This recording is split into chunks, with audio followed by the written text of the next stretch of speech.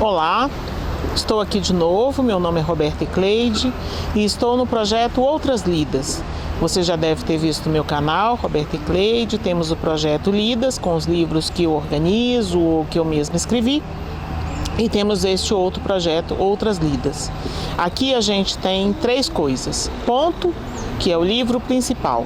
O Contraponto, que é um livro que eu recolho da biblioteca Celso Fernandes Patelli.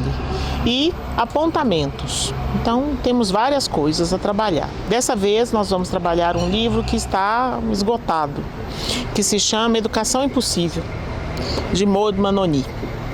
Então, eu vou primeiro contar um pouco a respeito, de cada um e depois eu vou aprofundar no ponto, contraponto e apontamentos. O contraponto da biblioteca Celso Fernandes Patelli é Paulo Freire, Pedagogia da Autonomia, e vocês vão ver o quanto que isso conversa com o nosso ponto. E nos apontamentos eu vou voltar na Manoni, apresentando outros livros dela, que eu vou contar depois, não vai saber agora, e outras coisas que eu acho necessárias demarcar a partir dessa obra dela. Bom, então primeira coisa, talvez você não conheça, não saiba, quem é a Maud Manoni, Então, Maud Manoni, nascida em 22 de outubro de 1923, falecida em 15 de março de 1998. Ela foi uma psicanalista que nasceu em Courtrai, na Bélgica. Teve a infância em Colombo, na capital do Sri Lanka. O pai era cônsul-geral dos Países Baixos e ela foi educada pela Aya, A-Y-A, que era uma ama de leite singalesa e de quem ela se despede aos 6 anos. Na biografia dela, na autobiografia, ela fala do sofrimento disso, de perder essa referência linguageira, essa referência de cuidados, essa referência de possibilidades. Muito bem, ela volta a Courtrai, aprende francês com o avô materno, mas logo a família vai para Amsterdã. Nesse intervalo em que ela retoma o francês, ela vai esquecer tanto o inglês, esquecer com algumas aspas, esquecer o inglês e o hindi, que era a língua que ela aprendeu com a Aya. E isso para ela tem um efeito importante de se sentir muito solitária, de perder todas as referências, e quando ela vai para Amsterdã, ela se sente muito alijada. E é importante vocês saberem disso, porque isso vai demarcar todo o ponto de onde ela enxerga as questões na psicanálise. Vale aqui um parêntese sobre isso, que a psicanálise é uma teoria em que a história dos psicanalistas, dos teóricos, ela é tão importante quanto a história dos conceitos. E a gente compreende os conceitos psicanalíticos a partir da compreensão da história dos seus teóricos. Então, talvez diferente de outras teorias, que a gente não precisa saber quem fez, quem foi e os erros que cometeu, em psicanálise a gente precisa saber quem fez, quem foi e os erros que cometeu.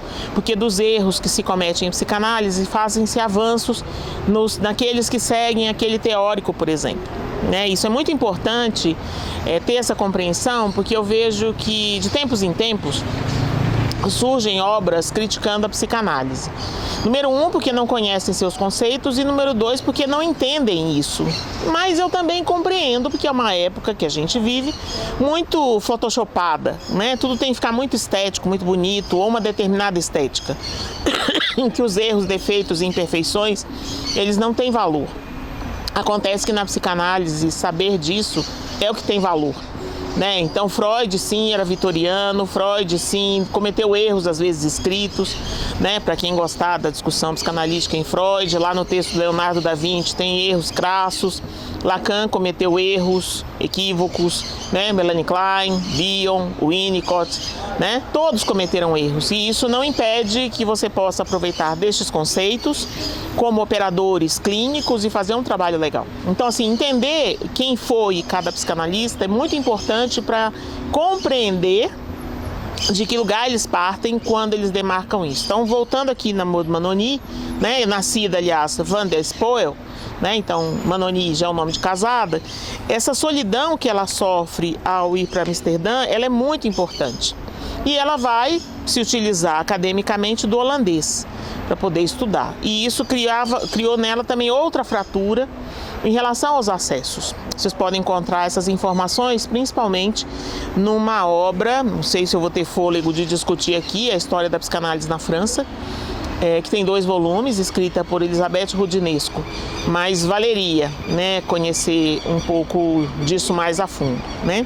Vou ver se eu vou ter possibilidade de fazer essa discussão, né, desse livro. Enfim, aí Maud Manoni vai fazer na Universidade Livre de Bruxelas criminologia. Ela se torna bacharel em criminologia, tem contato com adolescentes psicóticos, vai fazer análise com Maurice Dugartier, que era da Associação de Psicanalistas da Bélgica, que depois vai se tornar a Sociedade Belga de Psicanálise e vai se associar à IPA.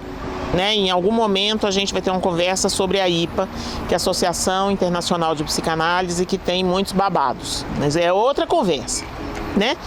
Se tem uma coisa que psicanálise gosta é de falar das mazelas humanas, a gente fala disso num outro momento. A Manoni vai se tornar membro dessa sociedade em 1948, né? E a busca dela, sempre presente, como vocês veem, está ventando, né? É como reatar com a língua perdida da infância, como que ela poderia se reencontrar com tudo aquilo que ela perdeu, a aia, o avô falando francês, as possibilidades da língua que ela esquece, o inglês e o hindi, como superar os traumatismos inerentes a todas as formas de separação, libertando-se pela criação ou a integração. Essa é a grande busca dela em todas as intervenções. E Manoni é uma das últimas, se é que eu posso dizer assim, grandes teóricas que vêm de práticas, né? Então, assim, tem um acontecimento dela nessa perspectiva teórica que vem desse fazer, desse escutar, né? Bom, ela recebe uma oportunidade de doutorado na Columbia University, em Nova York, e a caminho ela passa em Paris, né? E aí complicou. Era só para ser uma escala. Ela passa em Paris e vai encontrar com Françoise Dolto, que é uma psicanalista francesa, pediatra, também já falecida, faleceu em 1988, que tinha uma atuação importante no Hospital Trousseau, com bebês principalmente, e ela já tinha lido um livro dela, que é um livro que existe traduzido em português, Psicanálise e Pediatria, e ao encontrá-la, ela é adotada pela Françoise Dolto, né? E adotada mesmo, né? Jantar em família, de ficar junto, com ingerências de Françoise Dolto, que mereceria um capítulo à parte aqui também, um outro momento, mas são muitas obras, né, dessa autora, muito rica para quem quer aprender a atender crianças. Manoni, inclusive, falou para ela que ela precisava casar. E precisava se casar com alguém que ela admirava muito. Ela, a Françoise Dolto, não a Manoni. Então ela indica o casamento da Maud Manoni com o Octave Manoni, lembrando que ela não é Manoni de nascimento, né? E o Octave Manoni era muito admirado pela Françoise Dolto, tinha vindo de Madagascar, e ele era 24 anos mais velho do que ela. E eles se casam, e a Dolto ainda demarca, é importante ter um filho. E ela, em nome disso, também tem um filho que nasce em fevereiro de 1950, que é o Bruno. Bom, isso faz o Bruno nasce num momento difícil, né, em que o pai dela morre, apesar dela ter uma série de questões com esse pai, que ela localiza como alguém distante, e a mãe se aproxima. E o Bruno vai ter uma experiência de vida em família muito próximo ali da avó, né, e dos primos principalmente, e isso vai permitir a Manoni, né, conduzir de muito mais perto os estudos e o envolvimento com a psicanálise em si. Então ela vai começar a fazer análise com Jacques Lacan e vai ter a chance de estudar tanto com a Françoise Dolto, como retomando o inglês, ela vai ter encontros com o Donald Winnicott, outro psicanalista já em Londres. Muito bem. Manoni tinha uma preocupação muito cara com a escrita, né? Segundo ela, era necessário confiar à escrita aquilo que não pode ser nomeado no nível dos sentimentos. Ela vai conhecer também um outro autor, isso tudo para a gente poder chegar no livro, não chegamos no livro ainda, da Educação Impossível. Ela vai conhecer Ronald Lang, que é o pai da antipsiquiatria e da discussão do não asilamento. Então, assim, nós estamos ali nas décadas de 50, né? Então, onde no pós-guerra a questão do asilamento era muito premente, ainda é, né? Mesmo no Brasil a gente tem questões sobre o asilamento que vão e vêm, né? Então, estamos aqui em 2024, né? Em 2019 a gente teve uma retomada da discussão manicomial numa nota técnica bastante lesiva, que é a nota técnica 11/2019, que além de colocar os hospícios para dentro daquilo que se preconizou com a lei 10.216, o cuidado em liberdade, que é o que baseia a lei da luta antimanicomial, a criação dos CAPs, do Centro de Atenção Psicossocial, especificamente para os dilemas da saúde mental, a gente tem uma retomada dos hospícios para dentro da rede de atenção psicossocial. Não bastasse isso, essa nota faz uma separação da política de saúde mental no que concerne álcool e drogas, que vai ficar debaixo do Ministério da Segurança. E, para piorar, ainda autorizou, né, em dado momento, na nota 5.2, dentro da nota, aliás, o item 5.2, a internação de crianças e adolescentes em hospício. Sim, é isso que você está ouvindo. Como assim? Crianças e adolescentes em hospício? Por que não pode ficar numa enfermaria especializada, sei lá, dentro do hospital geral, que é o que é preconizado no cuidado em liberdade? Por que não? E essa nota técnica veio de cima para baixo e tivemos anos muito difíceis com crianças e adolescentes internados sem os responsáveis em hospícios. E sim, e foi assim, né? Então, assim, essa ideia, né, do põe lá e volta bom, que é uma ideia higienista, né, que começa a aparecer de uma maneira muito intensa no final do século XIX, é sempre algo que vai e vem. Quando eu falo para as pessoas, olha, não existe esse põe lá e fica bom. Humanos aprendem a estar em relação com humanos. O humano não aprende a estar em relação asilado, isolado. Aliás, se a gente pudesse recomendar, humanos não podem ficar sozinhos. Número 1, porque o ser humano é sozinho, nós somos sozinhos, mas somos feitos pelos outros, então a gente é sozinho, mas a gente precisa do outro, né? Eu faria até uma proposição sozinho, hífen, no, hífen, bando, sozinho no bando, é isso, assim que a gente precisa do grupo. Mas o grupo, como já dizia Freud em 1930, no Mal-Estar da Cultura, tem um mal-estar, ficar junto não é uma coisa tranquila, ficar junto é sempre um trem tumultuado. Né? Então, o desafio do cuidado em liberdade é imenso, né? Assim, não é pequeno. Nós somos sujeitos modernos, não sabemos trabalhar no coletivo, não sabemos funcionar em rede. Então, essa ideia de que vamos fazer para o outro e com o outro, ela é muito bagunçada dentro da nossa cabeça e a gente tende a sempre tentar se separar do outro. Por isso que o movimento higienista, né, no final do século XIX, ele tem muita intensidade por causa de uma lógica de individualismo. E às vezes as pessoas ficam assustadas quando eu conto que a irmã gêmea ou a contraface do higienismo é a eugenia, ou seja, a ideia de uma raça perfeita, a ideia de tirar esses imperfeições. Lembra que eu falei no início da história, da psicanálise, as imperfeições, etc, etc, né? Faço aqui um apontamento que não é meu, Christian Dunker, 10º Fórum Mineiro de Psicanálise. A necropolítica, que a gente já conversou aqui, a necropolítica, ela não tem interesse no sofrimento, né? Na necropolítica as vidas não contam, descontam, mas o sofrimento conta. Então, uma das tarefas necropolítica ou da necropolítica é justamente acabar com o sofrimento das pessoas. E a gente está assistindo isso, uma psicopatologização desenfreada e uma medicalização mais desenfreada ainda. É difícil encontrar alguém que não esteja tomando medicação ou que não indique, né? Aí, será que não seria bom tomar um remédio? Eu lembro de uma vez, conversando com uma colega de profissão da área da psicologia, falei assim, mas você acha realmente bom que a pessoa tome o remédio? Você toma? Não tomo. Eu falei, como é que você sabe que é bom? Nem assim, por que seria bom? Em que nível seria bom e quanto custaria essa bondade? Né? Então, há algo aí que é da nossa época, que cria determinados impasses e problemas, que o livro Educação Impossível atualiza, né? Por incrível que pareça. Então, a gente está aqui numa obra que foi publicada pela primeira vez em 1973, né? E que aparece no Brasil em 1988 e é muito atual. E o mais interessante, né? Eu comprei o livro em 1998, 10 anos depois, quando a Manoni estava morrendo.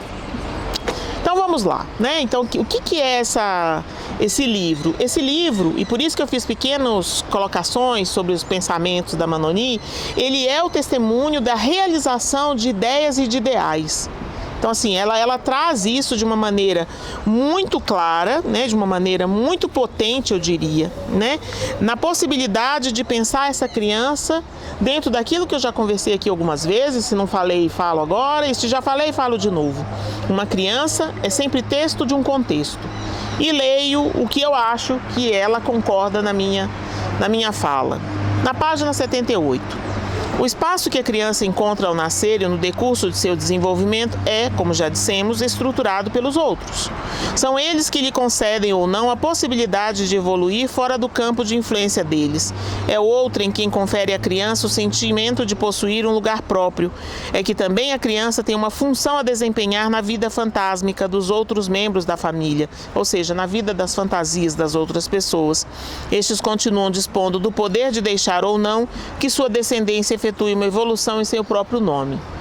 O espaço que se lhe autoriza ocupar ou não, a função que se lhe atribui sem que o saiba, porque existe o inconsciente, enquanto X, o doente ou louco, junto de um outro cuja angústia é colmatada, constitui os elementos de um jogo de xadrez que se joga na família, mas também em todas as instituições.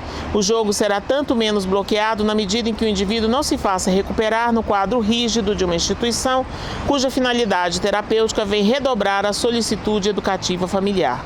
Ou seja, toda vez que a gente está falando de uma criança, a gente está falando da criança com os seus outros. Que outros são esses dessa criança, né? Que no início da vida ela é para o outro e ela é com o outro, né? Então, essa demarcação é que vai permitir a ela essa criação de uma escola experimental de Bonneuil-sur-Marne, né? Então, a Bonneuil-sur-Marne é uma comuna na Ilha da França, Île-de-France, né? Que tem 18.117 habitantes, ou pelo menos tinha até 2010, foi o que eu consegui recolher, né, e pesquisar. Um espaço de 5,1 quilômetros quadrados. É uma das 47 comunas do Vale do Marne, fica ao norte da França. Então, nesse lugar, ela compra uma casa, usa uma casa, enfim, né? Que é tanto uma escola com hospital dia, quanto um lar terapêutico à noite. Na França, você pode internar crianças e adolescentes, né? Só que não é na lógica que, né, como a gente viu na nota técnica 11 de 2019, foi revogada. Se alguém está aí aflito, foi revogada. Mas essa ideia higienista está na cabeça das pessoas. Muito bem. Então, é uma escola com hospital dia, mas é também um lar terapêutico. Então, essas crianças vivem lá. Mas elas vivem lá o quê? Uma possibilidade de vida. Em um dos momentos importantes de entrevistas da Manoni com outros profissionais, como psicanalistas, ela fala que é um lugar para viver. Foi criado em 1969 junto com outro psicanalista bastante interessante, Robert Lefort. Robert e Rosine Lefort, um casal de médicos, psicanalistas, também tem uma prática importante em relação às crianças entregues para adoção em hospitais. Um deles, o Hospital Trousseau, né, onde a Manoni foi lá estudar, onde esteve com a Françoise Doutor, que era coordenado, o serviço era coordenado pela Jeanne Aubry, que é uma outra psicanalista importante na França. Muito bem. Esse é um lugar que serviria de base de permanência para essas crianças, com abertura para o exterior. Até hoje, Bonneuil recebe pessoas que querem estagiar para fazer mestrado, fazer doutorado, para conhecer, para se envolver. É um lugar em que há brechas e ela vai dar um nome para essa instituição muito legal, que é a instituição Éclatée, estourada, ou que alguns autores chamam de estilhaçada. Por que ela é estilhaçada? Porque ela está aberta para o mundo. Então, o adolescente pode estar lá e fazer práticas fora, né? Trabalhar, estudar, por exemplo. É um lugar de recolhimento e de retiro. Pode ser que ele durma lá, pode ser que ele durma na casa dele, pode ser que ele vá e venha, né? Então, é um lugar em que você pode escutar o outro. E dessa proposta emerge um sujeito que se interroga sobre o seu próprio desejo, sobre o seu movimento. Desejo em psicanálise não é vontade. Desejo em psicanálise é o movimento que você faz em torno de alguma coisa que te dê satisfação. Então, assim, que você possa descobrir qual que é o seu caminho. Então, a ideia dessa escola, que é batizada só de escola experimental, né, não se coloca essa outra apresentação de hospital dia ou lar terapêutico, tem uma subvenção do Ministério da Saúde, na França, e o Ministério da Educação, né, porque é importante que essas crianças e adolescentes autistas, psicóticos, estranhos, desviantes, tenham uma boa escolarização, né? Então, a gente tem, eu recolhi aqui, uma experiência que eu acho que é bem interessante, que é de uma pessoa que foi fazer mestrado lá, né? Posso até depois colocar o link dessa tese de Carla Cervera Sei, Cartografias do Contato, uma experiência em Bonéio. E essa pessoa vai fazer uma série de considerações a respeito do que ela observou lá, que eu acho que melhor que tudo é a gente ver a pessoa falar disso. Então ela diz o seguinte: grande figura da psicanálise francesa, conhecida por sua coragem, sua intervenção constante em favor dos marginalizados, loucos, excluídos, Maud Manoni. Então deixa só abrir aqui. Então ela vai contar para nós o que foi esse encontro quando ela chega lá, né? E ela diz: um grande jardim com 2 casas abriga a Escola Experimental de Bonéio. A escola que foi criada no rastro dos acontecimentos de maio de 68, né? Revolução dos estudantes universitários, França e outras revoluções, e que veio como uma brisa utópica romper com as formas de autoritarismo e aprisionamento da vida com o cenário asilar que imperava na época. Aliás, muitos países ainda usam a lógica puramente asilar e psicofarmacoterapêutica, né? Com os saberes psiquiátricos instituídos, trazendo toda a sua força de transgressão. A escola que experimentou novas formas de convívio com aqueles que foram excluídos dos circuitos pedagógicos ou familiares, propondo outras maneiras de conviver com a diferença. As ruas de Bonneuil-sur-Marne me pareciam encantadoras, um bairro tranquilo e residencial em que as casas tinham lindas portas e janelas, com delicadas cortinas rendadas. E mesmo naquele rigoroso inverno, os jardins eram bonitos e pequenos raios de sol, apesar de não conseguirem aquecer, faziam um jogo de luz e sombras muito especial. Eu andava pelas ruas e imaginava que naquelas casas se faziam doces, pães e manteiga caseiros, que naquelas manhãs tão geladas acordava-se cedo e saboreava-se um café quentinho, lendo o jornal e observando a natureza e o pouco movimento através das grandes janelas. Vejam como isso faz diferença em relação a muitas vezes enfrentamentos que os serviços de cuidado e liberdade no Brasil precisam enfrentar para conseguir colocar os dispositivos, os CAPs, no centro da cidade, para que as pessoas tenham acesso fácil. Não raro, isso cria muitos problemas, né? Associações de bairro que vão contra, moradores que ficam com medo, mas vai colocar o drogado aqui perto. E nós estamos aqui vendo uma situação que na periferia de Paris, essa casa da escola experimental está no bairro. A escola de Bonéio recebe crianças e adolescentes em grave situação psíquica, divididos em 3 grandes categorias médico-diagnósticas. Esse mestrado é de 2018, ou seja, isso não está acontecendo. A saber, psicóticos e autistas, aqueles com alguma debilidade mental e os neuróticos graves. Estas categorias diagnósticas têm sua função apenas na recepção das crianças e dos adolescentes, mas não no dia a dia de Bonéio, pois há uma aposta de que as relações possam ser construídas entre as crianças, os adolescentes e os adultos, sem a influência de diagnósticos ou de preconceitos. É um negócio difícil isso, né, da gente falar ainda hoje em dia. Esquece o diagnóstico. O conceito não pode vir antes do sujeito. Quem é a pessoa? Ou como eu falo às vezes em aulas, quem é o Zezinho? Porque não sei o que é autista, tá, mas quem é o Zezinho? Não sei o que é psicótico, mas quem é ele? Eu não sei quem é ele, deixa eu saber quem é ele. E ela conta do primeiro dia. Fui recebida na porta pelas crianças e jovens que logo vieram se apresentar, perguntar meu nome, meu lugar de origem e quanto tempo ficaria com eles, porque isso é uma coisa usual lá. Aparece muita gente que às vezes fica o dia, às vezes só dorme à noite, né? E eles conhecem pessoas de muitos países. Depois das apresentações feitas no portão e do entusiasmo com a nova estagiária que vinha do Brasil, indicaram uma sala no andar superior da casa onde deveria aguardar a responsável pelos estágios, com quem eu havia tratado por e-mail. Ela me recebeu perguntando em qual língua eu gostaria de falar, espanhol ou francês? Eu escolhi o francês. Ela então me apresentou os espaços das duas casas, falou das reuniões e supervisões, horários e locais, dizendo que eu poderia participar de todas de acordo com o meu desejo e possibilidade.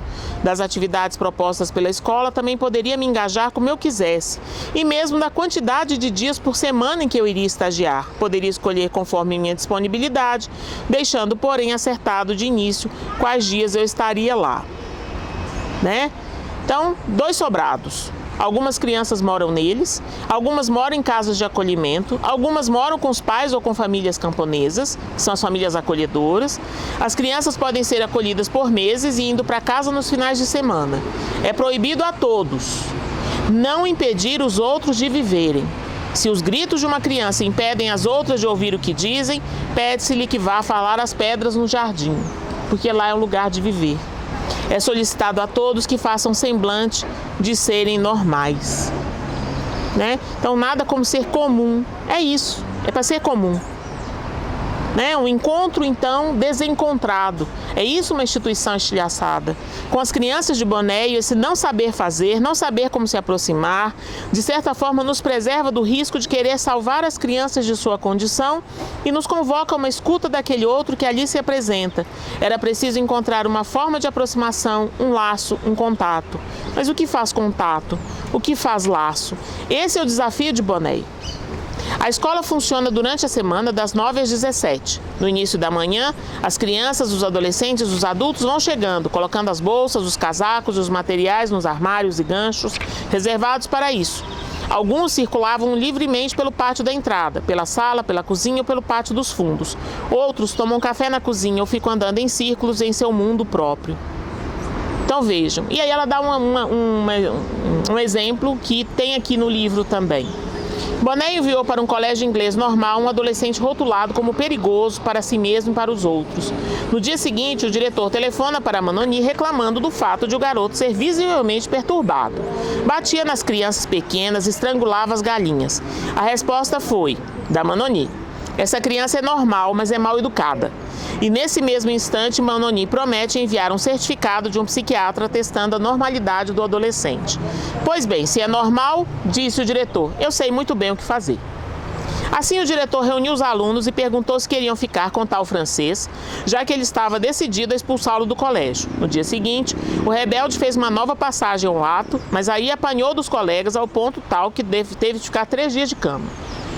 Manoni comenta que foi a primeira resposta não médica, não especialista, a seu comportamento perverso. Nossa, vocês estão aí apavorados, que horror, como assim isso aconteceu? Por que isso foi necessário? Porque existe uma norma na sociedade. Não é assim que faz. Tem um exemplo que não está aqui, né, de um dos moradores da escola experimental que queria trabalhar e aprender a ser pedreiro. Né? Então ele começa a acompanhar os adultos que estavam trabalhando na construção. Na hora de comer, ele foi comer com a mão. E aí o empreiteiro, sei lá, o mestre de obras falou: aqui a gente não come assim, aqui a gente come de talher. E aí ele passou a comer de talher. Há uma normativa social que também tem valor. Né? Então assim, ouçam menos, e bateram no jovem, do que como a sociedade também é normatizadora. E como hoje os especialismos impedem essa normatização. Né? Então, na hora que a gente coloca um diagnóstico, é autista, é psicótico, é sei lá, TDAH, TOD, essa sopa de letrinhas, a gente impede o acesso social a essa pessoa, que pode, estando em sofrimento, criar situações que vão ser muito mais difíceis se ele ficar do lado de fora. Bonéio se preocupa muito com o momento de falar. Essas crianças precisam falar. Elas precisam contar o que elas vivem, elas precisam contar o que elas fazem, elas precisam se mostrar para os outros. Né? Então, há algo aí a ser pensado de uma maneira muito, muito demarcada, que a gente não está pensando. Né? Toda vez que eu vejo essa enxurrada diagnóstica, eu penso que adultos serão esses. Bonéio é um respiro nessa discussão. A leitura do Educação Impossível não é uma leitura tranquila, não é uma leitura fácil, mas é uma leitura necessária e é uma leitura que, inclusive, nos seus anexos, tem todos os documentos que foram feitos conversando com os ministérios sobre a possibilidade da sua existência. Para materializar, olha, isso não é uma coisa que se faz sem enfrentamento. Né? Então, se a gente pudesse aqui fazer um breve apanhado, né, de questões que eu acho que eu já falei aqui também, né? O sujeito moderno, ele é feito de família, sociedade e Estado. O Estado precisa cuidar da família para que a família tenha condições de exercer seu lugar de grupo primário. Como grupo primário e exercendo seus deveres de garantia de direitos às crianças e adolescentes, a família faz parte da sociedade. E a sociedade trabalha com cada um que vem da família essa possibilidade de ser com o outro e para o outro, que é o aprendizado coletivo. Família e sociedade cobram do Estado posicionamentos que sustentem a possibilidade de existência da família. Então a gente tem aí um circuito de funcionamento. Para fora desse circuito, nós temos a ciência. Para fora da ciência, nós temos os fazeres dos cientistas, e aí pensando todos os especialistas. Para fora disso, todas as outras explicações que eu vou colocar sob o codinome de transcendências. Se vai ser religião, se vai ser em prol do bem-estar, mas que ultrapassa essa dinâmica cotidiana da família, sociedade e do Estado. Vejam, se eu tenho no contorno disso, e esses contornos são os que fecham esse trio principal da modernidade. Se eu tenho um contorno que invade, um contorno que não contorna, ou seja, que não faz borda, mas que é invasivo, que é o que faz o especialismo, eu tenho uma situação gravíssima de impossibilidade do Estado, que impossibilita a família, que perturba a sociedade, né? E aí eu não tenho possibilidade de avanço. Então, tem algo aí para a gente pensar nesse excesso diagnóstico que opera, né, dentro de um globo maior. Né? Quem é o globo maior? Que é a roda neoliberal necropolítica. Então, a gente tem uma economia neoliberal, uma perspectiva necropolítica, e isso gira todos esses acontecimentos. Então, pessoas que não falam, pessoas que não se escutam, diante de pessoas que não ouvem, produz uma repetição que faz da gente massa de muitas manobras. Então, há algo a ser pensado nesse sentido, em que Bonéio, né, um livro lá da década de 70, é muito original. Né? Não bastasse isso, né, a gente encontra na proposta do contraponto, né, que aí é o Paulo Freire, aliás, né, Paulo Régulos Neves Freire, né? O pernambucano Paulo Freire, nascido em 19 de setembro de 1921, morto em 2 de maio de 97, nasceu no Recife, morreu em São Paulo. Educador e filósofo, patrono da educação brasileira. Vai fazer uma crítica importante à educação bancária, essa crítica dos dadores de aula, né? Que você vai lá e deposita conteúdo e aí você cospe os conteúdos numa prova, né? Então é um autor importante para a gente questionar até hoje. E um autor importante na discussão da alfabetização de adultos. Tem 2 obras dele que eu vou trazer em algum momento como contraponto. Pedagogia do Oprimido, talvez como ponto. Acho que esse livro merece vir sozinho. E a importância do ato de ler. Ele é o brasileiro mais homenageado, né, de todos. 35 títulos honoris causa e um prêmio Unesco em 1986. Bom, esse livro, ele vai trazer para nós, Pedagogia da Autonomia, uma conversa muito boa aqui com a Educação Impossível. Acho que Manoninho nunca viu Paulo Freire, mas com certeza muita gente da França conhece Paulo Freire. Aliás, Paulo Freire é um cara que as pessoas conhecem mais fora do país do que aqui no país, né? Então, nós vamos ver lá na página 21.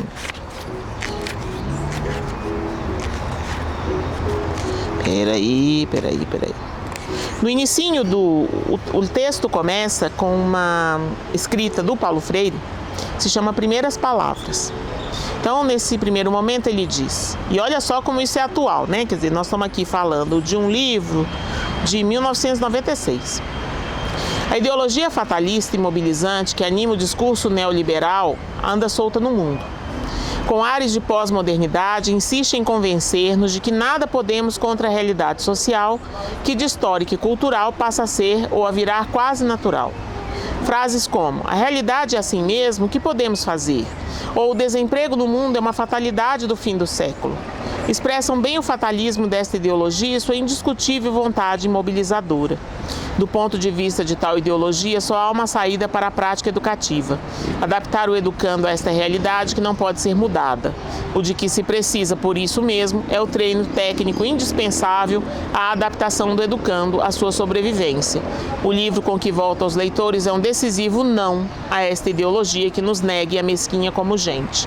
Quem conhece a BNCC, a Base Nacional Curricular Comum, que prepara empreendedores, entende o quanto isso é complicado, né? Na nossa época. Então, assim, nós estamos criando pessoas para serem empreendedores individuais. Nada mais moderno do que viver sozinho e nada mais enlouquecedor, né? Então, esse livro, né, da pedagogia da autonomia, ele vai fazer uma conversa importante com os professores, né, e se divide em 3 grandes capítulos. O primeiro, a prática docente, primeira reflexão, dividido em vários, né, itens.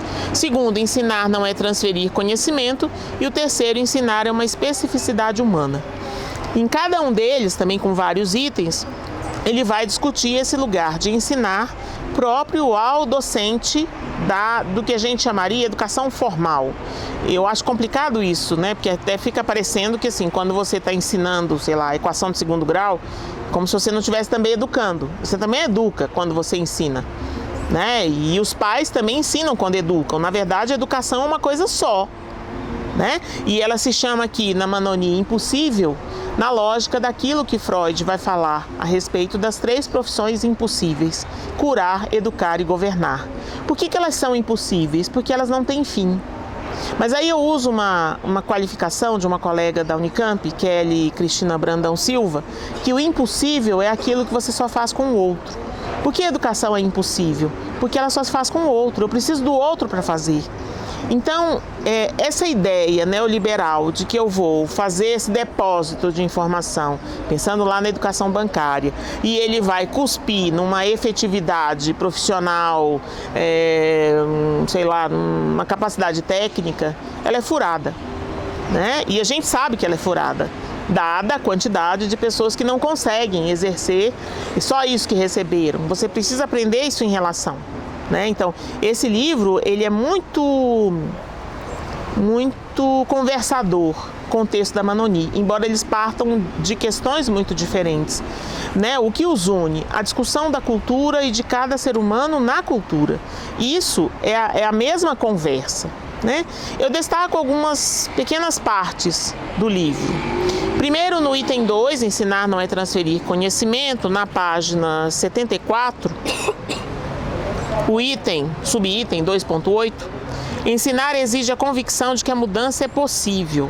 E aí, ele vai contar para nós, na página 77, uma frasezinha que, assim, é mais ou menos o que eu sempre penso: mudar é difícil, mas é possível.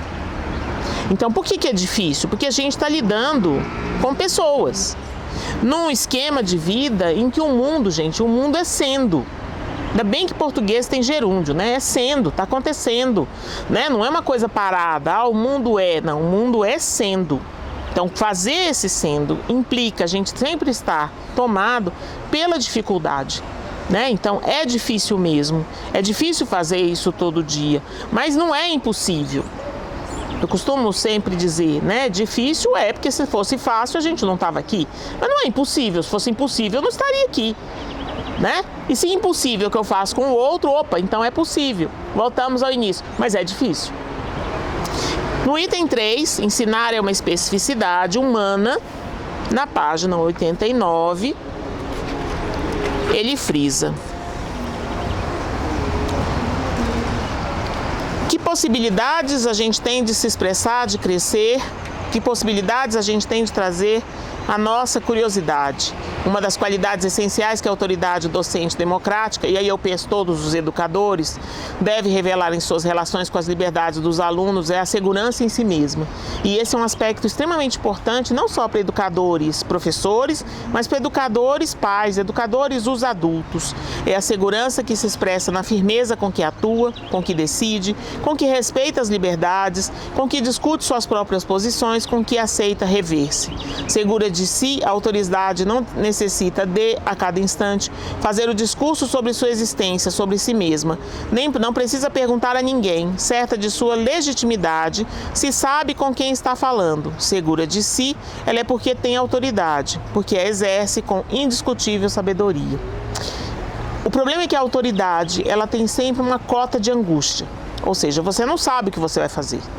A autoridade, aliás, começa com o significante autor. Não há autoridade sem autoria. Então você vai criar, inventar naquele momento a possibilidade de como responder aquela solicitação do outro no processo educativo. E claro que isso não tem manual, né? Não tem nada que te instrua de por onde que você começa para poder conduzir essa resposta. Você vai ter que criar. E uma das formas de criar, se é com o outro, é perguntando ao outro também, né? Então, como que a gente vai pensar isso com o outro é o desafio de sempre e, claro, angustiado. Ah, mas eu tenho dificuldade com isso. Então, se você tem dificuldade com isso e não banca isso, você vai acabar sendo autoritário. O autoritarismo é a tentativa de não sustentar a angústia inerente ao processo de ser autoridade, né? A autoridade, ela não é fácil, ela não é simples e ela não é sem dor. Mas se ela não for assim, ela não é autoridade, ela é autoritarismo. Ele continua na página 103. O grande problema que se coloca ao educador ou à educadora de opção democrática é como trabalhar no sentido de fazer possível que a necessidade do limite seja assumida eticamente pela liberdade. Quanto mais criticamente a liberdade assuma o limite necessário, tanto mais autoridade tem ela, eticamente falando, para continuar lutando em seu nome. Não há educação, então, que não seja inerentemente democrática. Isso não significa falar o tempo todo, e ele ressalta na página 115. A importância do silêncio no espaço da comunicação é fundamental. De um lado, me proporciona que, ao escutar como sujeito e não como objeto, a fala comunicante de alguém procure entrar no movimento interno do seu pensamento, virando linguagem. De outro, torna possível a quem fala, realmente comprometido com comunicar e não com fazer puros comunicados, escutar a indagação, a dúvida, a criação de quem escutou. E aí ele vai, finalizando a discussão e trazendo para nós mais demarcações. E essa, para mim, foi assim, a mais própria do tempo que estamos, tão tecnológico. Insisto, com a força que tenho, que posso juntar na minha veemente recusa a determinismos que reduzem a nossa presença na realidade histórico-social à pura adaptação a ela. O desemprego no mundo não é, como disse e tenho repetido, uma fatalidade. É antes o resultado de uma globalização da economia e de avanços tecnológicos a que vem faltando o dever ser de uma ética realmente a serviço do ser humano e não do lucro e da gulodice refreada das minorias que comandam o mundo. Um dos deveres de casa não feitos, pela modernidade, já falei disso, repito, é a gente não saber viver no bando, A gente vive sozinho, vou resolver sozinho, Qual músicas de sofrência, Então agora eu não quero mais saber de você, agora eu vou viver sozinho e isso não vai acontecer mais, Eu sempre me divirto com essas colocações das músicas ou mesmo das pessoas, porque o coração amoroso é o único órgão que cicatriza e fica novinho, a gente apaixona tudo de novo. E sofre tudo de novo, porque estar com o outro não é simples, Por isso que tem essa tônica, esse tom do impossível. Fazer com o outro é um caminho estreito, É o buraco da agulha. É difícil mesmo fazer com o outro, mas é a única chance que a gente tem de realmente caminhar é com o outro. E ele termina o livro, é o último parágrafo. Estou convencido, porém, de que a rigorosidade, a séria disciplina intelectual, o exercício da curiosidade epistemológica não me fazem necessariamente um ser mal-amado, arrogante e cheio de mim mesmo. Ou, em outras palavras, não é a minha arrogância intelectual a que fala de minha rigorosidade científica. Nem a arrogância é sinal de competência, nem a competência é causa de arrogância. Não nego a competência, por outro lado, de certos arrogantes, mas lamento neles a ausência de simplicidade que, não diminuindo em nada seu saber, os faria gente melhor, gente mais gente. Quando eu li, o último parágrafo do livro, eu pensei muito numa questão que sempre me interpela. O saber é público. A gente tem o dever de transmitir saber. A gente tem o dever de passar para o outro o que a gente sabe, para que o outro possa começar dali de onde você parou.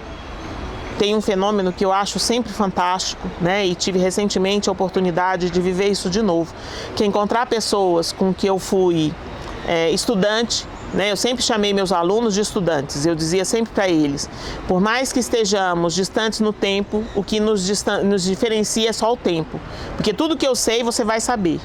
E eu tive a oportunidade de encontrar 2 ex-estudantes meus, um no Ministério do Desenvolvimento Social em Brasília e o outro fazendo um trabalho muito importante a respeito da comunidade LGBTQIA+. Então, eles sabem coisas que eu não sei. Que bom que eles sabem outras coisas, para que nós possamos, inclusive, trocar informações e construirmos possibilidades. Muito bem, quais são os apontamentos dessa vez?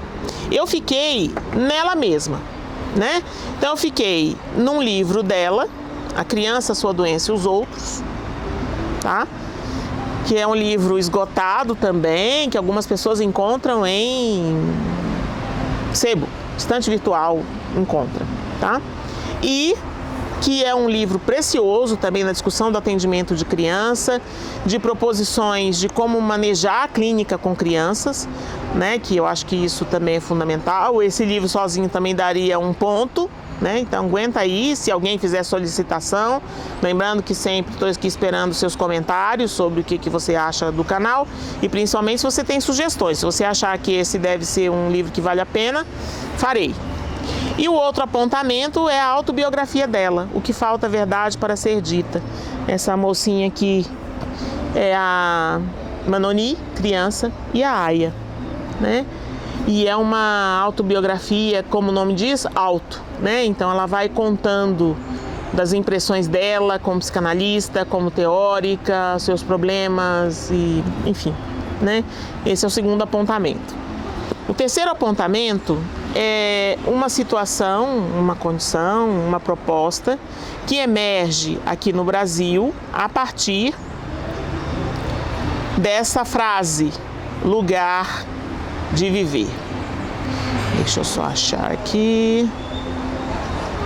Muito bem. A partir disso surge, e aí eu deixo aí para vocês o site, o Lugar de Vida. Então, o Lugar de Vida se originou no Instituto de Psicologia da Universidade de São Paulo, através da professora Maria Cristina Machado Kupfer, uma grande pesquisadora, teórica e psicanalista do Brasil. Oferecia inicialmente atendimento terapêutico e educacional para crianças com transtornos globais do desenvolvimento, autismo e psicose, além de outros quadros psíquicos graves, e acolhia prioritariamente as demandas de famílias com poucos recursos financeiros, por situar-se na esfera pública universitária. Após 5 anos de trabalho, passou a se chamar Pré-Escola Terapêutica Lugar de Vida e iniciou a prática da educação terapêutica como um trabalho prévio à entrada das crianças na escola propriamente dita. Permaneceu no Instituto de Psicologia da USP por 18 anos e, neste período, mostrou que era possível oferecer na universidade um serviço no qual se integram o atendimento à população, a formação de alunos, a pesquisa e a transmissão da experiência. E isso de uma maneira muito viva, muito intensa. Em 2008, o Lugar de Vida deixou a universidade para atender melhor e com mais autonomia a demanda crescente de crianças e adolescentes com diferentes tipos de problemas psíquicos, não mais apenas aqueles com transtornos globais, e a demanda de estudantes e profissionais interessados em obter formação e educação terapêutica, configurando uma iniciativa privada e com gestão de recursos próprios. Na USP, prosseguem as articulações com pesquisas, estudos e pesquisas multidisciplinares, as orientações da pós-graduação, a edição da revista Estilos da Clínica, que existe aí, vigorosa, e os encontros científicos com pesquisadores de diversas nacionalidades. O Lugar de Vida mantém uma parceria com o Instituto de Psicologia da USP e com o LEPSI, Laboratório de Estudos e Pesquisas Educacionais sobre a Infância, que é um laboratório interunidades, Instituto de Psicologia e Faculdade de Educação da USP, que realiza eventos regulares, bianuais em São Paulo, o colóquio do LEPS, esse ano vai ter no 7, 8, 9 de novembro, se eu não me engano, ou 8, 9, 10 de novembro, né? Estarei lá apresentando trabalho, discutindo, começou em 1999, fazendo discussões do primeiro colóquio do LEPS, e é uma iniciativa brasileira, e é uma proposta interessantíssima, muito, muito, muito aberta a todas as possibilidades de encontro, discussões, articulações e existências democráticas, né? Deixo finalmente o último apontamento, o Instituto Paulo Freire, para que vocês sigam o link, conheçam a obra tanto da Manoni quanto do Paulo Freire, até porque Paulo Freire é prata da casa. Agradeço a você, né? E deixo de novo o que eu sempre deixo, né? Não é fácil, se fosse fácil, né, a gente não estaria aqui, mas não é impossível, se fosse eu não estaria aqui. Até a próxima.